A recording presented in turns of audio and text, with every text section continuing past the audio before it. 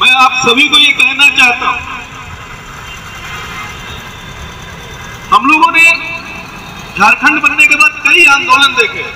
झारखंड बनने से पहले आंदोलन था कि झारखंड अलग राज्य होगा,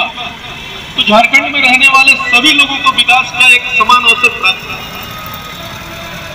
झारखंड अलग हुआ 2000 कि अगर एससी ओबीसी का कोई भी व्यक्ति है तो उसको प्रमाण पत्र झारखंड सरकार द्वारा झारखंड में निर्गत नहीं हो, क्योंकि उसके हाथ में 1932 से हथियार नहीं है, वो अन्य किसी राज्य से उसके पूर्वज आए थे। अगर इसी को आधार बना लिया जाए तो मैं पूछना चाहता हूं कि भारत के संविधान का क्या होगा, जिसके तहत एससी और ओबीसी को ये ताकत दी गई है कि उनको भी आगे आने का, चाहे वो रोजगार के क्षेत्र में हो, चाहे शिक्षा के क्षेत्र में हो, चाहे आवास हो, चाहे चिकित्सा के क्षेत्र में, हर क्षेत्र में उनको आरक्षित करके संरक्षित किया जाए, उनको मौका दिया जाएगा, उनको भी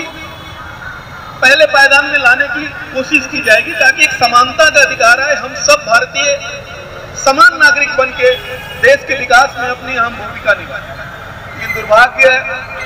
कि वैसे 38% लोगों के बीच जब हम लोग जाते हैं तो वो कहते हैं कि हम लोग एससी से आते हैं। आज वो यहाँ आके अपनी जाति को खो चुके क्योंकि उनके पास प्रमाण पत्र नहीं रहा, और इसका खामियाजा ये उनके वंशजों को, उनके बच्चों को भुगतना पड़ रहा है कि संविधान में जो शक्तियां हैं वो उनको नहीं मिल पा रही। इसलिए हम लोग एक जागरूकता अभियान चला रहे हैं, हम लोग ये प्रयास कर रहे हैं कि जो भी लोग एससी और ओबीसी से आते हैं, संबंधित हैं, लेकिन उनके पास जाति प्रमाण पत्र नहीं होने के कारण जो